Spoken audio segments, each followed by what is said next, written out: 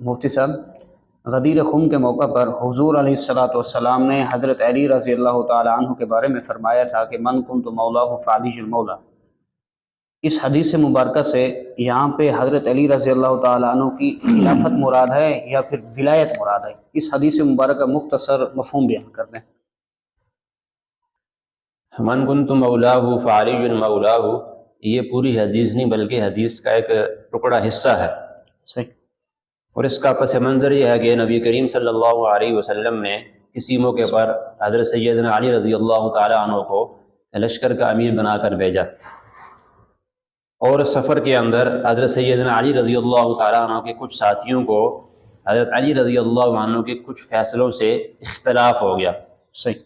اس سفر سے واپسی پر نبی کریم صلی اللہ علیہ وسلم سے ان ساتھیوں نے بطور شکوہ کہا، صحیح، یعنی حضرت علی رضی اللہ عنہ کے جو فیصلے تھے ان سے انہیں موافقت نہیں تھی، انہوں نے اظہار کیا اس کا۔ صحیح۔ تو نبی کریم صلی اللہ علیہ وسلم نے اس موقع پر حضرت سیدنا علی رضی اللہ تعالیٰ عنہ کی ان فیصلوں کی تصویب فرمائی اور ان فیصلوں کو درست قرار دیا۔ صحیح۔ اور حضرت سیدنا علی رضی اللہ عنہ کے بارے میں فرمایا تھا کہ من کنت مولاہ فعلی مولاہ، جس کا میں دوست ہوں علی بھی اس کے دوست ہیں۔ یعنی آپ کے دل میں جو علی کے بارے میں کچھ میل سی آ گئی ہے وہ ٹھیک نہیں ہے، اسے ختم کرنا چاہیے، ان کے فیصلے بھی درست ہیں۔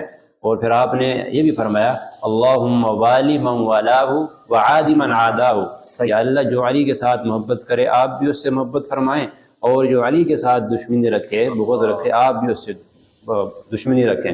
تو اس حدیث شریف کے اندر حضرت سیدنا علی رضی اللہ تعالیٰ عنہ کی ولایت کا اور دوستی کا ذکر ہے، نہ کہ آپ کی خلافت کا۔ اور صحابہ کرام نے بھی اس سے دوستی ہی مراد دی ہے، خلافت مراد نہیں دی۔